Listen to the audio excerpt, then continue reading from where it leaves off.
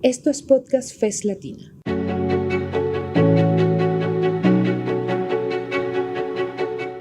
Son más de 20 series en más de 10 países de América Latina y el Caribe. Medio ambiente, género, sindicalismo, actualidad, democracia, justicia. ¿Quieres conocer más? Encuéntranos en cualquier plataforma buscando Podcast FES Latina. Te invitamos a aliarte, a que te suscribas y a que nos recomiendes.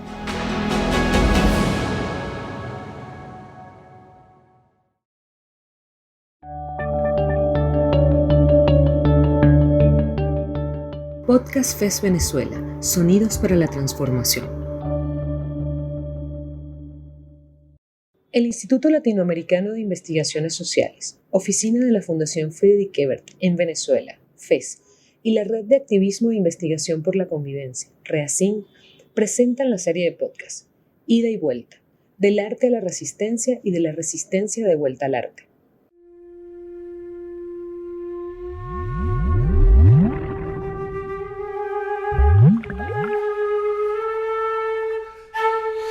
Porque el concepto de reparar en sí mismo tiene que crear relaciones no antagónicas. Entonces hay que saber realmente entender cómo operan las artes, qué elementos de las vanguardias pueden ser reparadoras y qué elementos oposicionales pueden beneficiar para la creación de las garantías de no repetición y cuáles pueden ser oposicionales que continúen a fragmentar una sociedad o que continúen a dividir y polarizar. Entonces, como primero que todo decir, el arte es una herramienta importantísima, pero hay que tener cuidado que no todo arte repara. Claro. Y entonces por eso es la complicación y la importancia de estudiar bien cómo se va a hacer y qué lineamientos podemos tener en cuenta cuando se empieza un proceso de reparación simbólica.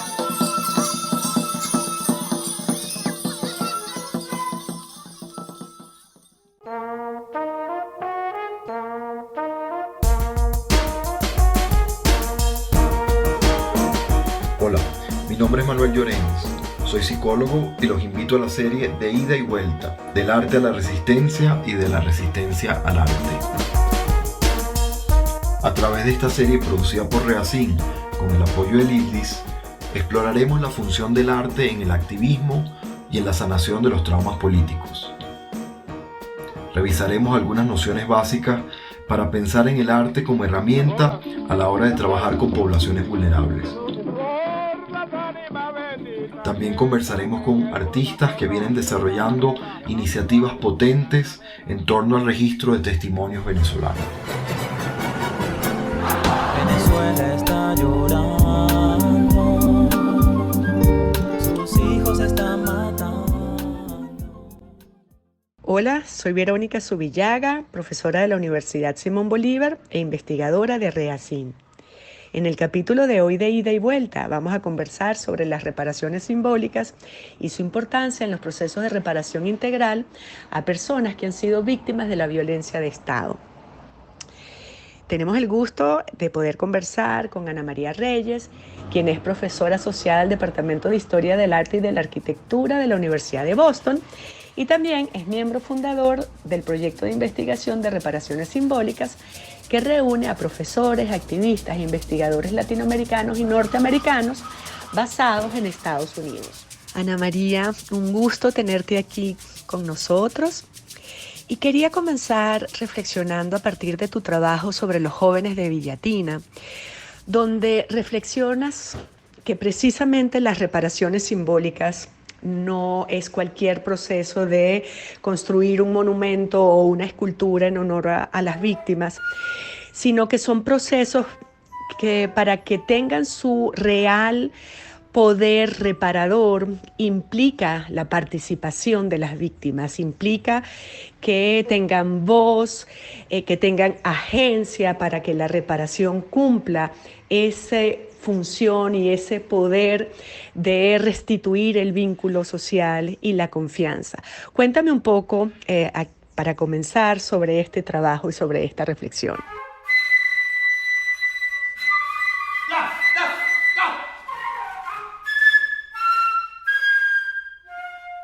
En el caso de los niños de Villatina, que fueron unos jóvenes que fueron masacrados por la policía, todos eran jóvenes al borde de ser adultos, no eran niños chiquitos. Había una niña chiquita que murió dentro de la masacre, pero ella no era el objetivo militar, sino jóvenes en barrios marginales que estaban afuera en una hora en la noche, y entonces en un momento en que la policía decidió hacer un ejemplo y disciplinar, matando a un grupo de muchachos jóvenes saliendo de un grupo de la iglesia.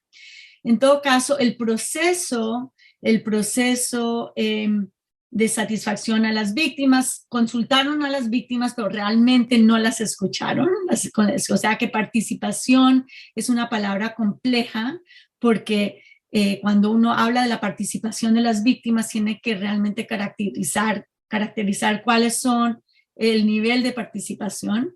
En este caso, las madres de los jóvenes ejecutados participaron, pero sus voces fueron, digamos, algunas cosas que pidieron, se las dieron, otras no. Tuvieron mediadores que realmente acomodaron el proceso para que el Estado nunca dejara de tener control absoluto sobre el resultado. Entonces, por un lado, la satisfacción estuvo comprometida, pero por otro lado, en ningún momento se discutió cuáles serían las garantías de no repetición. Y en ese sentido se hizo un monumento a la inocencia de unos niños representados como menores, mucho menores, de 8 a 10 años, jugando actividades idílicas y protegidas dentro de una esfera en las que lo que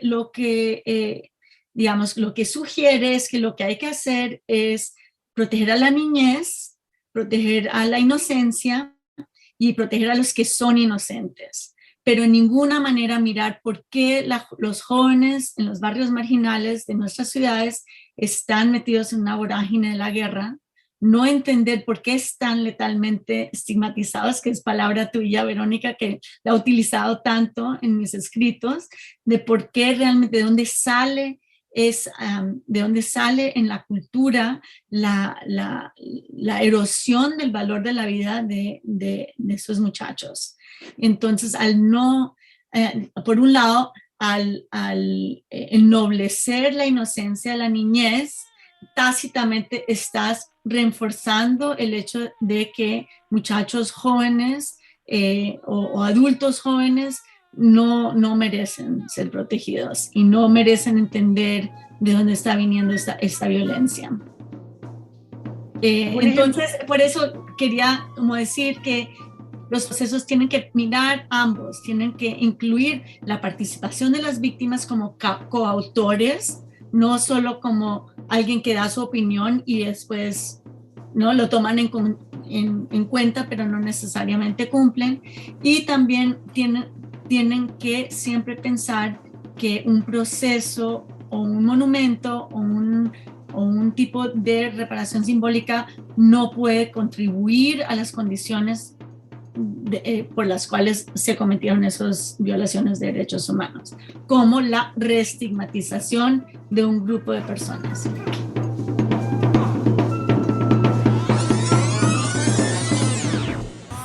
Me gustaría, ¿sabes?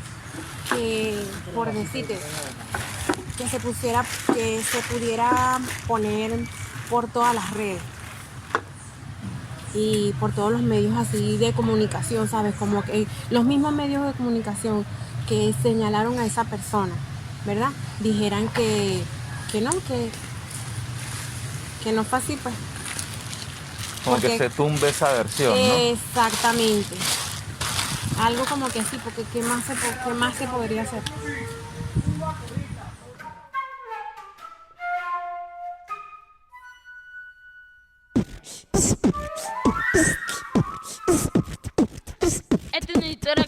contar de un país que estamos arruinados. Yo me acuerdo de la noche con la Precisamente, a propósito de lo que veníamos de conversar sobre el caso, bueno, tan penoso de los jóvenes de Villatina, te quería preguntar entonces si me podías contar sobre algunos procesos en el que el arte precisamente haya jugado un papel importante en el proceso de reparación. Desde Villatina suena fuerte el underground. Ponte alerta porque esto es real. Calles, cuadras, suena boom bang. Filantropía. Quisiera señalar un ejemplo muy importante que fue el ejemplo de Marta Lucía Álvarez Giraldo. Marta Lucía Álvarez, colombiana, defensora de los derechos LGBTI en su país. Inicia un camino de lucha por sus derechos estando privada de su libertad en Pereira, Colombia, cuando en 1994 solicita a las autoridades penitenciarias que se le concediera una visita íntima. Esta última le fue negada por motivos discriminatorios basados en su orientación sexual. Posteriormente, Marta es trasladada a diferentes centros de reclusión en el país en distintas oportunidades. Interpone una demanda contra el Estado colombiano ante la Corte Interamericana de Derechos Humanos, CIDH, por violar el derecho a la visita íntima, reivindicando el mismo derecho para todas las mujeres privadas de libertad. Quien ganó en la Corte Interamericana contra el Estado porque el Estado no respetó sus derechos bajo su custodia y en sentencia ella quería contar su historia. Entonces se publicó, el Estado de Colombia tuvo que publicar el libro Mi historia la cuento yo y difundir esa historia. Entonces eso fue un acto de reconocimiento total de los derechos de Marta Lucía Álvarez, de su voz como sujeto de derechos y como autora, ¿no? Entonces, eso es un ejemplo muy importante que muestra la gran importancia de lo que es el reconocimiento. Otro ejemplo que me parece muy lindo y muy especial fue cuando el lugar de la memoria en Lima le preguntó a la comunidad de Acomarca cómo querían mostrar su historia de la masacre en Acomarca. La masacre de Acomarca, en Perú, fue llevada a cabo el 14 de agosto de 1985, en el poblado de Acomarca, departamento de Ayacucho, por elementos de una patrulla del ejército peruano contra una supuesta base de formación del grupo terrorista Sendero Luminoso. Y tú y yo estuvimos ahí juntas en ese momento cuando hicieron una obra de teatro, la comunidad de Acomarca, dentro de una plataforma diseñada especialmente para este tipo, como un auditorio en la parte exterior del LUM, donde ellos pudieron narrar su propia historia. Entonces, ahí lo que vemos es una estética dialógica en la que el Estado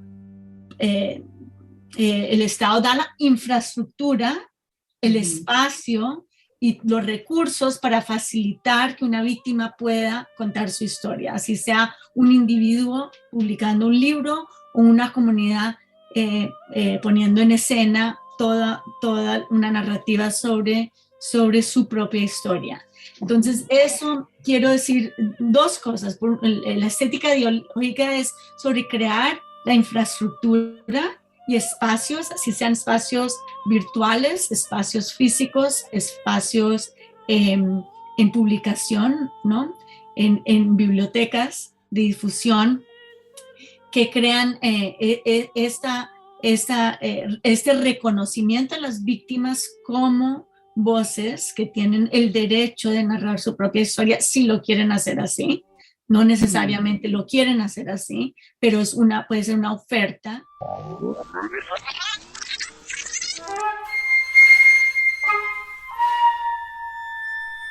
Se me ocurre pensar en nuestro caso venezolano sobre cómo, por ejemplo, un espacio de horror y de atrocidad como ha sido el Helicoide, que es la cárcel aquí para presos políticos. El Helicoide. Su construcción se inicia durante el gobierno del entonces presidente Marcos Pérez Jiménez en 1956. La primera etapa de la obra concluye en 1961. La idea contemplaba un centro comercial, exposición de industrias, un hotel 5 estrellas, un parque, un club de propietarios y en el 7º nivel un palacio de espectáculos. La construcción se paralizó ese mismo año 61 por problemas presupuestarios. En 1984 se instala en ese espacio construido a medias la Dirección de los Servicios de Inteligencia y Prevención, DICIP, y actualmente es la sede del Servicio Bolivariano de Inteligencia, SEBIN. En su interior reposan numerosos presos políticos y ha sido señalado como centro de desapariciones forzadas y donde se practica la tortura. Podría entonces convertirse en un espacio de reparación simbólica y en un espacio de memoria viva, donde se sigan debatiendo y se siga entonces la reflexión. Cuéntame un poco sobre esta idea del espacio como sede de memoria viva y como sede de reparación y el arte en él. Sí, es una excelente pregunta, especialmente porque no hay mejor metáfora de una justicia transicional que de transformar un sitio de atrocidades a un sitio de construcción de una sociedad civil que respete los derechos humanos. Entonces ya, digamos, el concepto de resignificación de espacios, especialmente un sitio de tensión, ¿no? de detención y de tortura y de atropellos, ahí sí que es una reparación simbólica en su puro sentido, ¿no? El simbolismo de transformar un espacio absolutamente escalofriante a un espacio que dé esperanzas es algo que tiene a un nivel macro. Entonces, sí, quiero, entre otras, hablando del caso de Ginette Bedoya, la labor periodística de Ginette Bedoya se ha centrado mucho sobre el centro penitenciario La Modelo en Colombia. Cárcel Modelo de Colombia. La construcción de la cárcel fue iniciada en 1957 en el antiguo terreno de la Hacienda del Triunfo, con el objetivo de incrementar la capacidad carcelaria de la ciudad, dado el alto número de presos tras los eventos del Bogotazo y del período conocido como la violencia. Como consecuencia del conflicto armado en Colombia, el número de presos en la prisión aumentó significativamente en los años 80, 90 y 2000, lo que generó un fuerte hacinamiento. En este periodo, sumado al crítico deterioro al interior del penal y a la total ausencia de acciones por parte de las autoridades, se dio la llegada masiva de presos que provenían de grupos paramilitares de extrema derecha o de grupos guerrilleros de extrema izquierda, quienes toman el control de la prisión, lo cual terminó ocasionando múltiples motines y homicidios al interior de la cárcel, siendo los más violentos los enfrentamientos de 2000 y 2001 que dejaron cientos de muertos y desaparecidos. Inclusive su victimización fue una manera de silenciarla a ella por descubrir las actividades nefastas que estaban pasando dentro de ese centro penitenciario, como una de las muchas, pero una sede importante del conflicto armado en Colombia. Entonces, su secuestro, su tortura, su violación y su perpetua tortura por medio de amenazas fue dirigido a silenciar su actividad como periodista alrededor de este centro, de esta cárcel, y ella lo que había pedido a la Corte Interamericana era que cerraran el penitenciario y la cárcel y lo convirtieran en el centro No es hora de callar. Ahora, la Corte sí le dio el centro y el Estado estuvo de acuerdo de crear un espacio y de financiarlo, pero no de cerrar La Modelo. Pero aunque eso no haya surgido, es importante pensar en otros casos donde sí los centros de detención, tortura y desaparición, como es lo que fue ahora es el Memorial de Resistencia, que fue el centro de OPS, la policía en Brasil, pero también la Villa Grimaldi en Chile, Londres 38 en Santiago y el ESMA, la Escuela Mecánica de la Armada, en Buenos Aires. Esos son espacios que fueron usados por las dictaduras militares para torturar y desaparecer a sus víctimas, que ahora son centros de derechos humanos. Y voy a enfocar más que todo en el ESMA para dar varios ejemplos. Primero que todo es un campus, ¿no?, de una escuela militar, pero entonces lo que se ha vuelto son sedes de diferentes organizaciones de derechos humanos. Inclusive hay un espacio para el grupo de antropología forense de Argentina, que es muy importante. Y hay una artista que es hermana de una de las arqueólogas forenses, que se llama Claudia Bernardi, y ella ha hecho procesos artísticos muy poderosos en ese espacio con familias que han recibido los huesos descubiertos por el grupo forense. Y eso ha sido un proceso muy lindo porque se reconstituye una comunidad de familias que han recibido los huesos y han convertido ese momento tan doloroso pero impactante en la creación de unos murales colectivos. Entonces hay dentro de esa co-creación que realmente Claudia Bernardi es solo como facilitadora. El diseño y la creación de esos murales son siempre las familias plural, y se han creado lazos solidarios y afectivos muy fuertes entre esas familias por medio de la co-creación de un espacio dirigido hacia ese ritual del retorno de los restos de sus seres queridos. Entonces, eso, por ejemplo, es un uso de un espacio de atropello a los derechos humanos para ahora revertirlo a ser un espacio de construcción del tejido social. Y pienso que, digamos, al nivel macro, eso tiene un potencial muy grande, pensar en este tipo de espacios, los centros penitenciarios, donde muchas cosas suceden y que nunca salen a la luz, que se vuelvan, en vez de sitios de ocultar, sitios para esclarecer. Y entonces, digamos, para una sociedad en términos de justicia transicional, transicionando de dictadura a democracia o de guerra a paz, ese tipo de reparación simbólica tiene un valor colectivo muy amplio.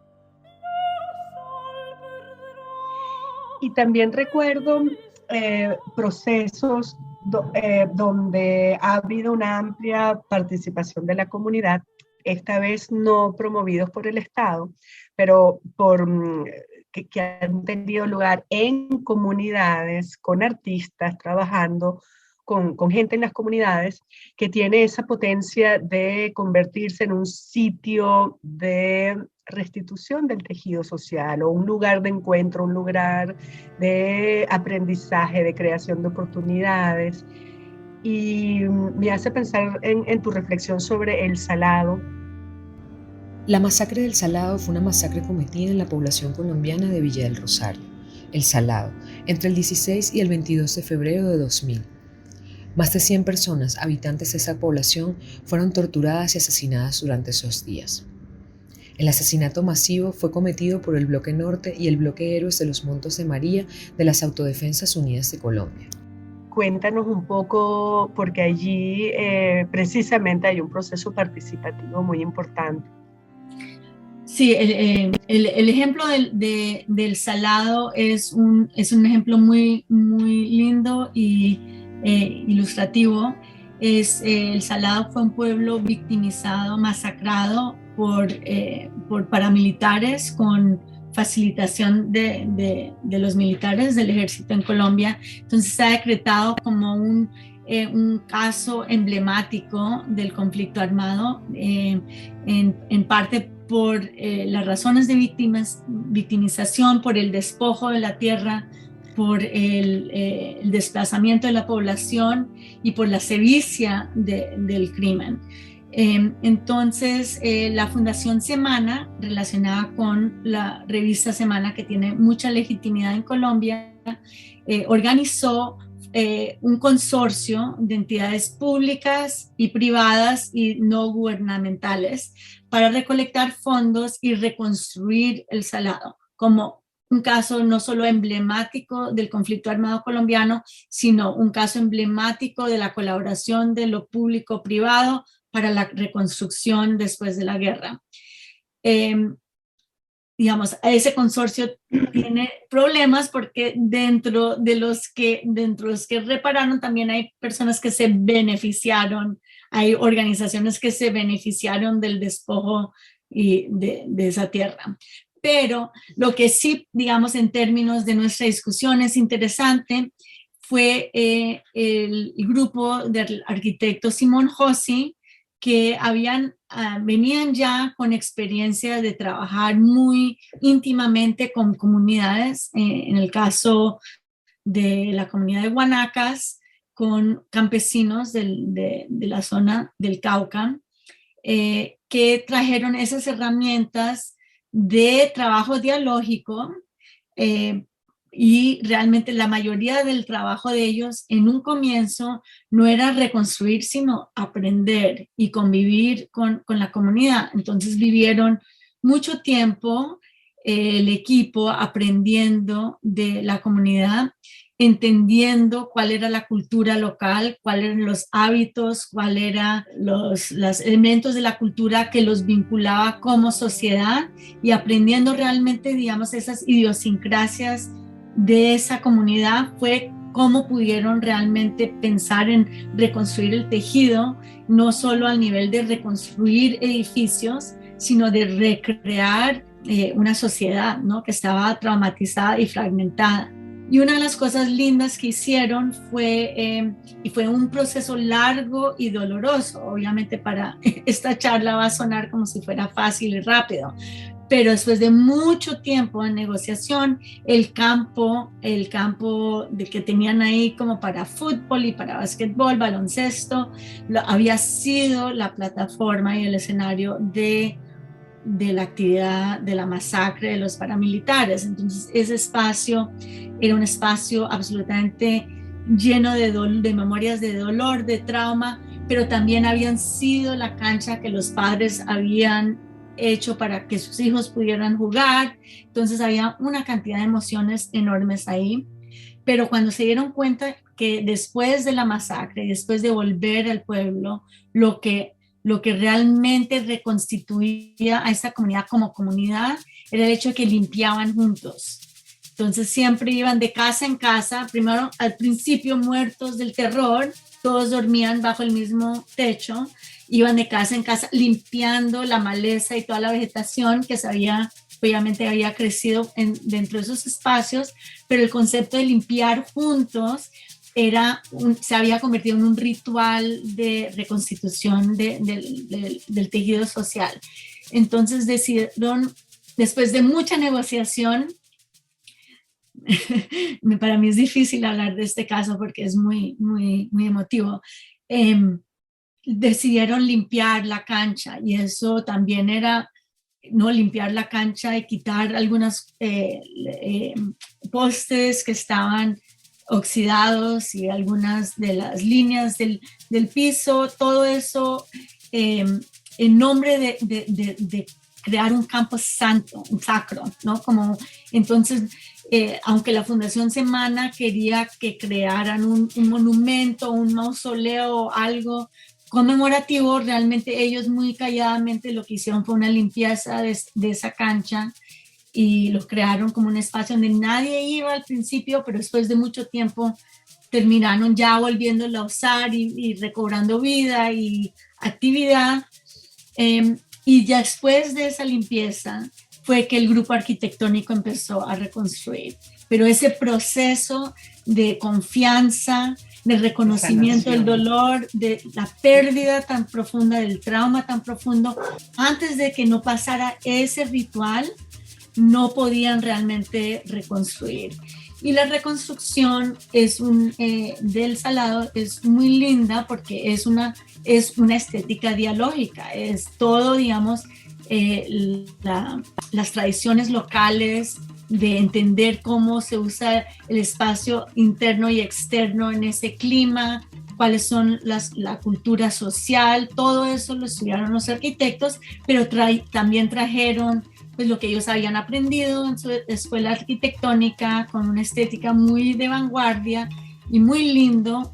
Entonces son estructuras que realmente encarnan ese proceso dialógico, ese proceso de reconocimiento mutuo entre una comunidad que quería reconstruir lo que era su comunidad, pero con unos arquitectos que decían vamos a pensar este mundo nuevo, ¿no? Vamos a crear un espacio que es simbólico de un nuevo mundo y no solo de reconstruir el pasado.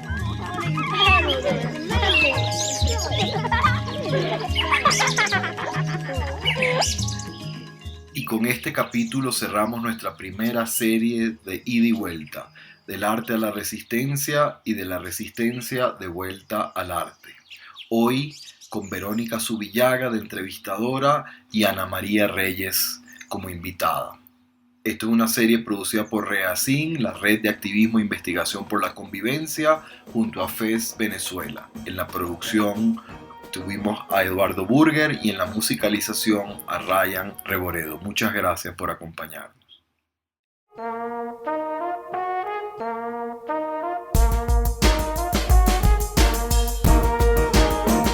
Hola, mi nombre es Manuel Llorens, soy psicólogo y los invito a la serie de ida y vuelta, del arte a la resistencia y de la resistencia al arte. A través de esta serie producida por REACIN, con el apoyo del IDLIS, exploraremos la función del arte en el activismo y en la sanación de los traumas políticos. Revisaremos algunas nociones básicas para pensar en el arte como herramienta a la hora de trabajar con poblaciones vulnerables.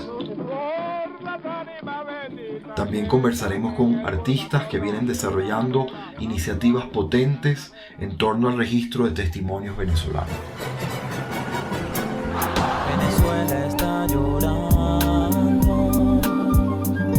sus hijos están matando. Gracias por llegar hasta el final y recuerda que en Podcast Fest Latina puedes encontrar contenidos sobre medio ambiente, género, sindicalismo, actualidad, democracia, justicia y mucho más. Busca nuestras producciones en Spotify, Apple Podcasts, Google Podcasts y cualquier otra plataforma que uses. Te invitamos a aliarte, a suscribirte y a que nos recomiendes. Te esperamos en un próximo episodio.